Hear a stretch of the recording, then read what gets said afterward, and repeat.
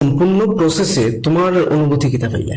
মানে আগে তো একটা আছে যে তুমি বলছো যে তোমার যাইতে ইচ্ছা করে, বই থাকতে ইচ্ছা করে, কিন্তু এই কাজটা করার পরে তুমি কিতা অনুভূতি পাইলে, বা তুমি যে সেলফলেস কাজ করছো এটার ফিলিংসটা কিতা, এক্সপিরিয়েন্সটা কিতা?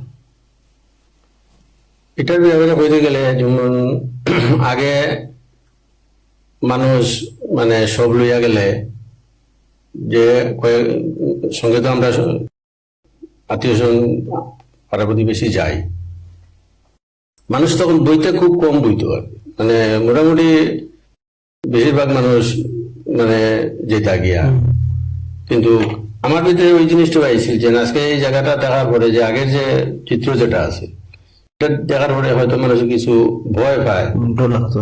আর হয়তো মানে বাবা কিংবা মা আত্মীয় স্বজন মিলে এই জায়গা মানে দেখা করে থুয়ে যে জায়গাটা দেখার পরে মনের মানসিকতা একটু মানে খারাপ ইমোশনাল হয়ে যায়। হ্যাঁ।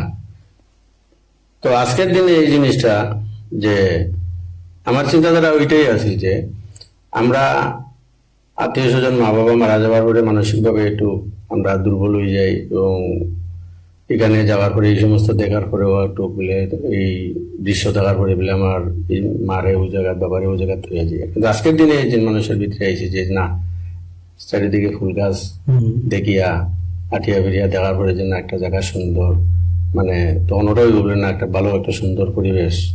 ওই জিনিসটাও যে জায়গায় উঠাইতে পারছি, উঠাইবার লেগে আপনার চেষ্টা করছি যে মানুষের মানসিকতাটা যাতে একটু চেঞ্জ হয়।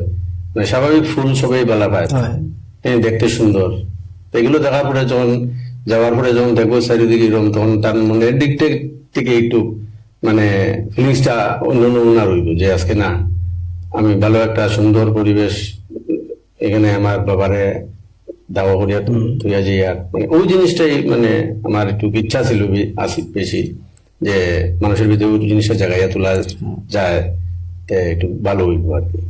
এই নিজের মানসিকতা খুব মানে আনন্দিত ওই কারণে যে সবাই গিয়ে প্রশংসা করে ভালো হয়, ওই জিনিসটার লেগে একটু মানে চেষ্টা করিয়া গেছি যে আজকে মানুষ এখানে যায়, সব ছাড়াও যায়, গিয়া ফটো উঠে ঘোরাফেরা করে, এটা বহুত আনন্দের ব্যাপার।